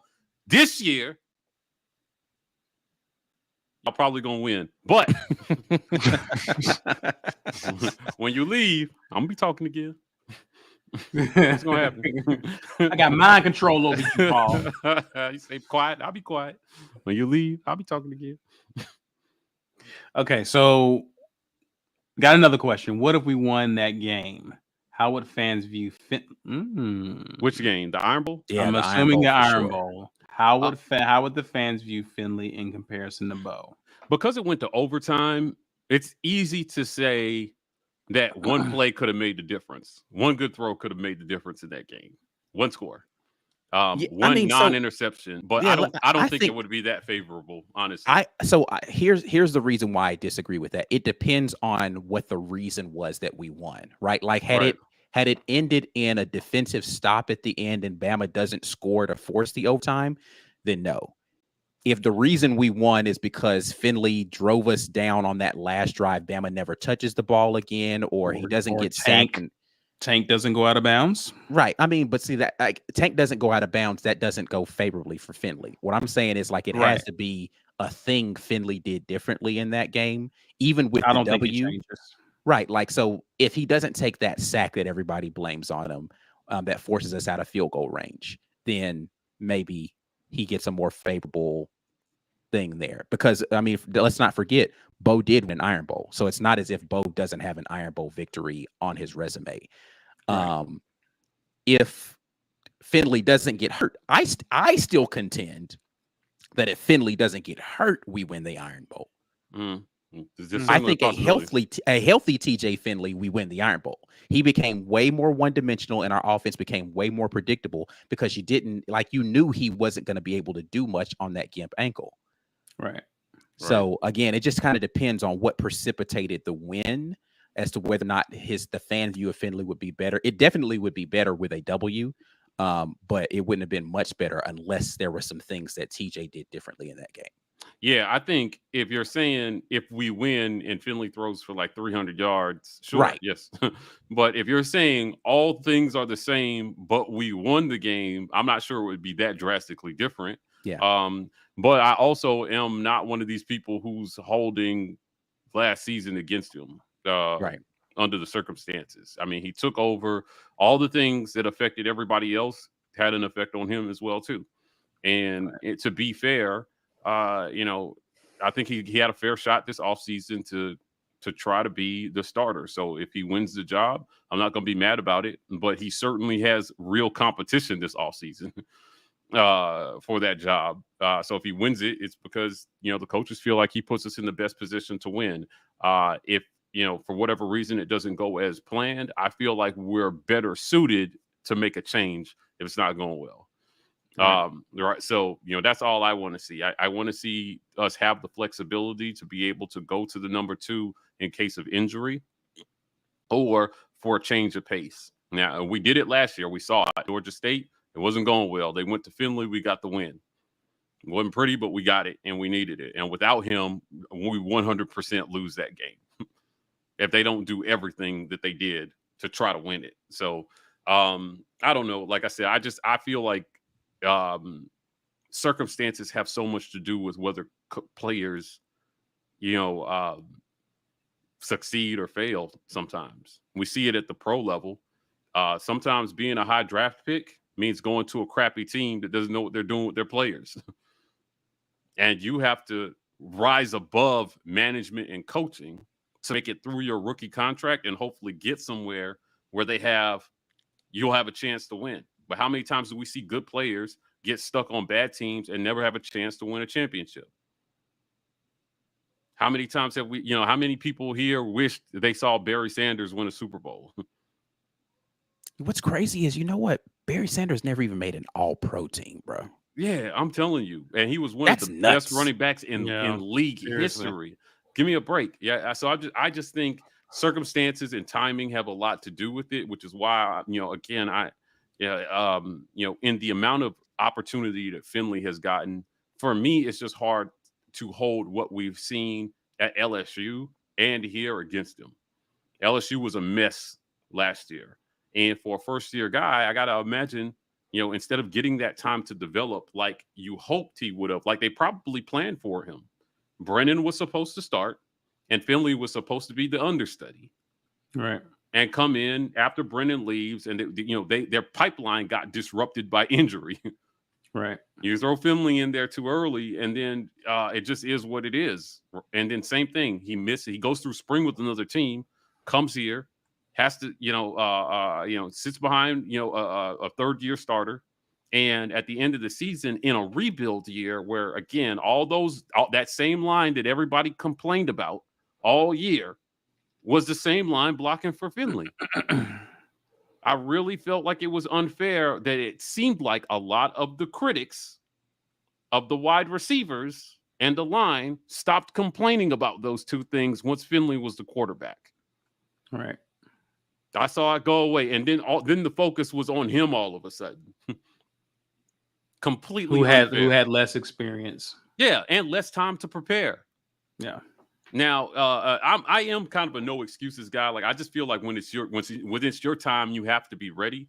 But we cannot sit here and act like what Ike says all the time. If it's true for one, it's got to be true for all. So either the line is a problem or it's not. Right. And that's all I'm saying. Just be fair in your evaluations of these players and the problems that we perceive for the team. And if you keep that same energy, then I'm fine with it. Right. That's it. He can get better. He can improve just like anybody else can. And I, from all accounts, all these guys have been putting in the work in the offseason. So I expect to see improvement from everybody. Before we get out of here, man, we have time for my favorite challenge. Yeah. Welcome to another Jazzy Challenge. All right, Jazzy. Let me do my Twitter search. Is he still doing that? Wait. What's this? Is this a clue? He's posting about heavy metal. What the hell, Jazzy? Location challenge. Where am I for a hundo? 50 for the state that borders it. Okay, where was he? He was in Illinois last time, He was right? in Missouri. You guessed Illinois. Missouri. So he's Colorado. He's in Colorado. So you went west. Yeah. Where are you going, Ike? I am going to say Kentucky again. I've been guessing Kentucky. Well, I think this is like the third time I've guessed Kentucky. I'm gonna go for a third Kentucky guess. Okay. What you got, Caesar? What you got? He was in Missouri. Puerto Rico. You can drive a truck there, right? No, you cannot.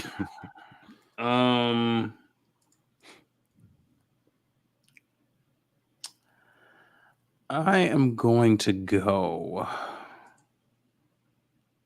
think I'm going to go Tennessee.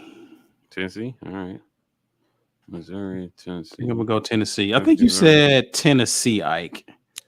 Yeah, I said Tennessee last time. I'm just saying I've said Kentucky before, so I'm going to go with Kentucky again. So Kentucky, Tennessee, Missouri is what we have. Let us know, Jazzy. Are we Kentucky, Tennessee? I think Mike said Colorado. Oh, excuse me, Colorado. Yeah. Yeah. All right. Let us know. Matt C. So I'm gonna pick Hawaii. Yeah, man. There's no Jazz. Yeah, man. But I don't know, man. I'm definitely looking forward to, as we get closer to the season, the things that we've got coming up for you guys on the channel. Just like the football season for sure, but like we've got some more next week. Mike and I we've talked about this before, going to be at SEC Media Days. For sure. We are hitting the road to Atlanta next week to bring you guys some content from there. And we've got some more great interviews coming up, so it's a lot of good stuff. And I'll have some more film breakdowns coming up for you as we get closer to the season. If there's some stuff you guys want to see on a film breakdown, Alabama is where Jazzy says he is. He's here. Alabama. You in this? Where about, Jazzy? What are you doing in Alabama? Get out of there. Jazzy's here in the Let state, us know man. where you are, Jazzy. But yeah, like if there's some things that y'all want to see me break down on film, let me know. You know what I'm saying? Hit me up on the Twitter. You see my handle right there at TWR Ike Jones. Hit me up on Twitter, or you can leave it in the comment section. I look at the comments on these videos all the time, and I'll try to see if I can put something together for those things particularly. But the one that I have planned coming up is a Zach Calzada film breakdown. So, yeah. Well, Ike, go ahead. I'll wait and see where Jazzy says he is. But tell the people why they should become a patron right now. Yeah, man, you guys should support what we have going on. You should do it just because you love us. But outside of the love that you have for us as awesome content creators, you also get some really great perks.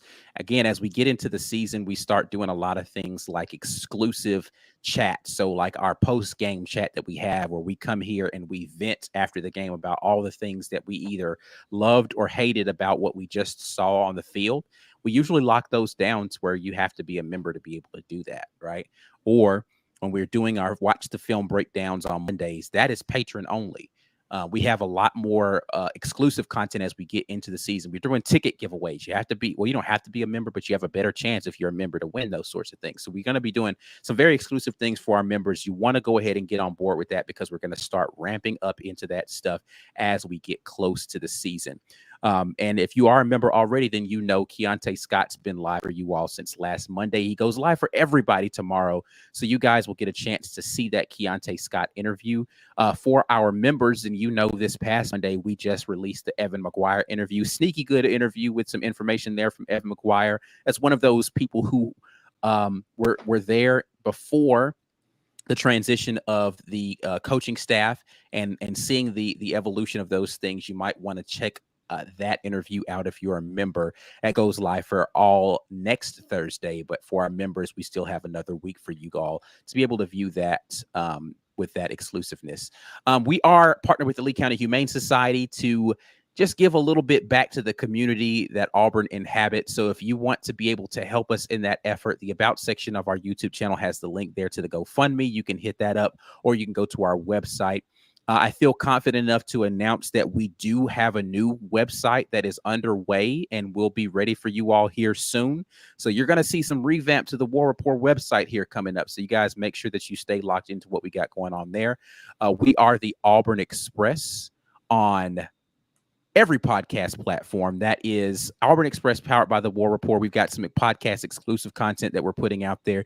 You guys lock in with us on all of the podcast platforms to be able to do that. If you didn't win merch today and the giveaway, you can go purchase some, including that Watch the Film t-shirt you see right there. You can go to our merch store that is on the warrapport.com to be able to get that merch yourselves, and make sure that you visit our sponsors out there and tell them the War Rapport sent you. So Jazzy is in Winfield, Alabama. You know where Winfield is, Ike? Don't have the first clue. It's about an hour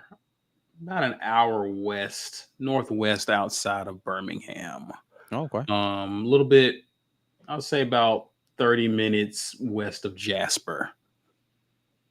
That's where our friend Jazzy is. Jazzy, I may hit you up on Twitter, sir, just to see where you're gonna be tomorrow. Anyways, guys, we appreciate you hanging out with us. You already know what to do. Share this video, guys, before you get out of here. Help people to join in on the discussion so we can hear their take on Auburn's latest hire, as well as their thoughts on the 2019 class. Use the hashtag.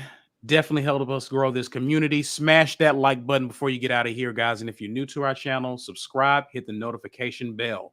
If you want to interact with us on social media, you know where to find us, guys. Instagram, Twitter, Facebook. We're at The War Rapport. We're TW Rapport on TikTok. That's it for now, guys, but we have more content on the way, and we'll definitely see you this weekend. But until then, enjoy the rest of your week. And as always, War Eagle. War Eagle.